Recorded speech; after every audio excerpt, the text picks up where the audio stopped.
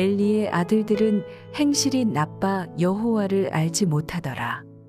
그 제사장들이 백성에게 행하는 관습은 이러하니 곧 어떤 사람이 제사를 드리고 그 고기를 삶을 때에 제사장의 사환이 손에 3살 갈고리를 가지고 와서 그것으로 냄비에나 솥에나 큰 솥에나 가마에 찔러 넣어 갈고리에 걸려 나오는 것은 제사장이 자기 것으로 가지되 실로에서 그곳에 온 모든 이스라엘 사람에게 이같이 할 뿐 아니라 기름을 태우기 전에도 제사장의 사환이 와서 제사 드리는 사람에게 이르기를 제사장에게 구워 드릴 고기를 내라. 그가 내게 삶은 고기를 원하지 아니하고 날 것을 원하신다 하다가 그 사람이 이르기를 반드시 먼저 기름을 태운 후에 내 마음에 원하는 대로 가지라 하면 그가 말하기를 아니라 지금 내게 내라. 그렇지 아니하면 내가 억지로 빼앗으리라 하였으니 이 소년들의 죄가 여호와 앞에 심히 크면 그들이 여호와의 제사를 멸시함이었더라. 사무엘은 어렸을 때에 세마포 에봇을 입고 여호와 앞에서 섬겼더라. 그의 어머니가 매년 드리는 제사를 드리러 그의 남편과 함께 올라갈 때마다 작은 겉옷을 지어다가 그에게 주었더니 엘리가 엘가나와 그의 아내에게 축복하여 이르되 여호와께서 이 여인으로 말미암아 내게 다른 후사를 주사 이가 여호와께 간구하여 얻어 바친 아들을 대신하게 하시기를 원하노라 하였더니 그들이 자기 집으로 돌아가매 여호와께서 한나를 돌보시사 그로 하여금 임신하여 세 아들과 2딸을 낳게 하셨고 아이 사무엘은 여호와 앞에서 자라니라. 1월 25일 수요일 새벽 큐티 말씀입니다. 오늘도 하나님의 은혜가 풍성한 하루 되시기를 바라겠습니다. 본문에는 엘리의 아들들인 제사장 홈리와 비느하스가 심각한 죄를 짓는 모습이 나옵니다.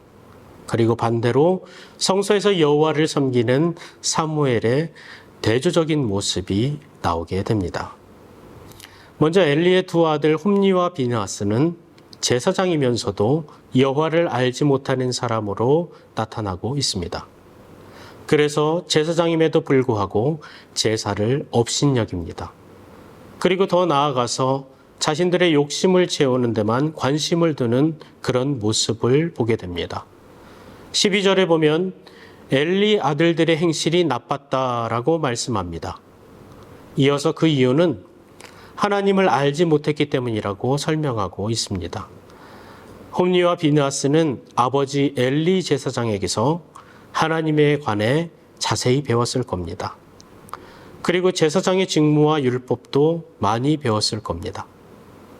하지만 하나님을 알지는 못했습니다. 여기서 하나님을 안다는 것은 하나님과 인격적인 관계를 맺는 것을 의미합니다. 무슨 말인가요? 홈리와 비느하스는 하나님을 지식으로만 알았을 뿐이고 하나님과 인격적인 관계를 맺지 못했다는 거예요. 우리는 하나님을 어떻게 알고 있나요? 하나님과 인격적인 관계가 이루어지기를 소망합니다. 엘리의 아들인 홈리와 비느하스는 제사 드린 고기를 솥에다 삶을 때 3살 갈고리를 가져다가 갈고리에 걸려 나오는 것을 자신이 가져갑니다.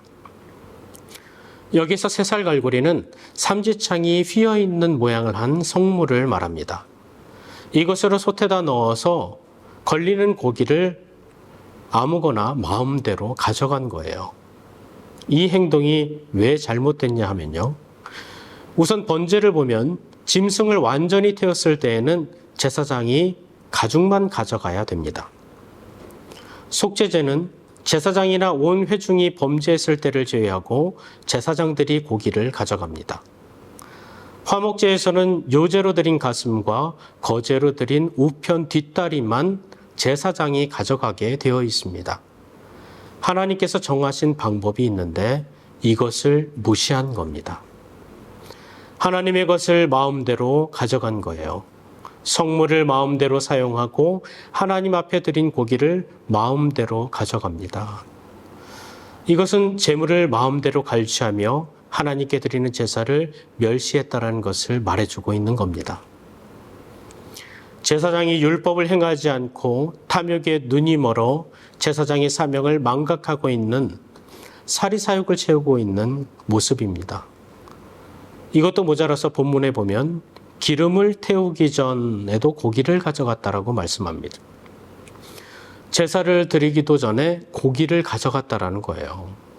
홈리와 비느하스는 제사 자체를 무너뜨리는 행위도 서슴지 않았다는 것을 말씀하고 있습니다. 지금으로 말하면 예배를 멸시하고 헌금을 마음대로 쓴 것과 비교할 수 있을 것 같습니다. 그리고 그들의 관습처럼 그렇게 행했다라고 말씀하고 있는데요. 이것은 지속적이고 반복적인 행동을 의미합니다. 홈리와 비느하스의 관심은 제사보다 제물이었고 하나님보다 자기 자신들이었습니다. 제사장들이 하나님의 제사를 멸시하는 교만한 사람이라는 것을 보여주고 있는 거예요. 반면에 사무엘에 대해서는 이렇게 말씀합니다. 18절에 보면 어려서부터 세마포 에봇을 입고 하나님을 섬겼다라고 소개하고 있습니다. 세마포 에봇은 제사장들이 입는 복장을 말하는데요. 이것은 사무엘이 어려서부터 성실하게 하나님을 경배하며 섬겼다라는 것을 보여줍니다. 엘리의 아들들이 하나님의 제사를 멸시했던 것과 달리 사무엘은 여호와 앞에서 섬기는 자로 성장해 간 겁니다. 사무엘은 엘리의 아들들을 어렸을 때부터 알았을 거예요. 이들의 옳지 않은 행위도 당연히 알았을 겁니다. 그러나 사무엘은 어린 나이임에도 불구하고 그들로부터 어떠한 악한 영향을 받지 않고 하나님 앞에서 신실하게 자라갑니다. 사람을 보지 않고 세상의 어떤 방법에 영향을 받지 않고 하나님만 바라보며 살아간 거예요. 우리는 하나님 앞에서 살아가야 합니다. 특히 하나님과 인격적인 관계를 맺어야 하는데요. 하나님을 지식적으로 머리로만 알고 있는 것이 아니라 내 삶에 직접 관여하시고 내 길을 인도하시는 분임을 믿고 삶 속에서 경험하며 기도로 교제하며 살아가야 된다는 거예요. 코람데오, 하나님 앞에서라는 말입니다. 매일의 삶을 하나님 앞에서 살아가는 거예요. 하나님께서 늘 내 옆에 계시다라는 것을 인식하며 살아가는 겁니다. 조금 어려운 말로 주님의 실존을 인정하며 경험하는 겁니다. 출애굽기에 보면 하나님은 이스라엘 민족을 불쌍히 여기셔서 출애굽을 하게 하십니다. 애굽의 노예에서 구원해 주신 거예요. 그런데 가나안 땅으로 가는 광야의 여정 속에서 많은 고생을 하게 됩니다. 먹을 물이 없고 먹을 음식이 없어서 고난 가운데 살아갑니다.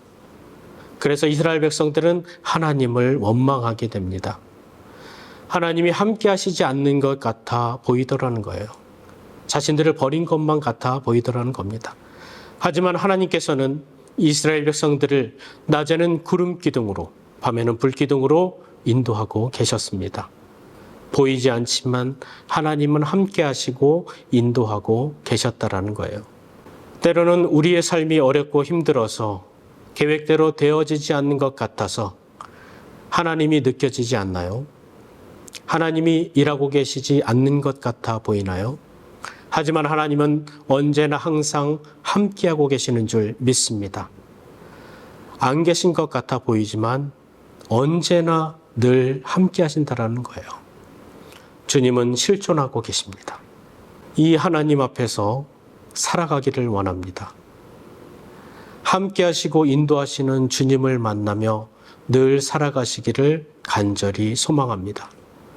때로는 세상의 가치가 전부인 것 같아 보이고 세상의 것만을 위해 살아가게 되지만 가장 가치 있고 중요한 것은 하나님과 동행하며 사는 삶입니다. 사무엘은 홈리와 비느하스가 하는 대로 따라서 살아가지 않습니다. 제사장들이 그렇게 살아가는 것이 당연하다고 생각하지 않았어요. 왜냐하면 삶의 기준이 늘 하나님 앞에 있었기 때문입니다. 사무엘은 지식으로만 하나님을 알지 않았습니다. 머리로만 신앙을 갖고 머리로만 믿지 않았습니다. 우리도 이제는 지식으로만 함께 하시는 하나님을 아는 것이 아니라 인격적으로 만나고 삶에서 동행하시는 하나님을 늘 경험하시길 원합니다. 그래서 세상을 본받지 않고 믿음으로 하루하루 승리하며 살아가는 우리 모두가 되기를 간절히 축원합니다.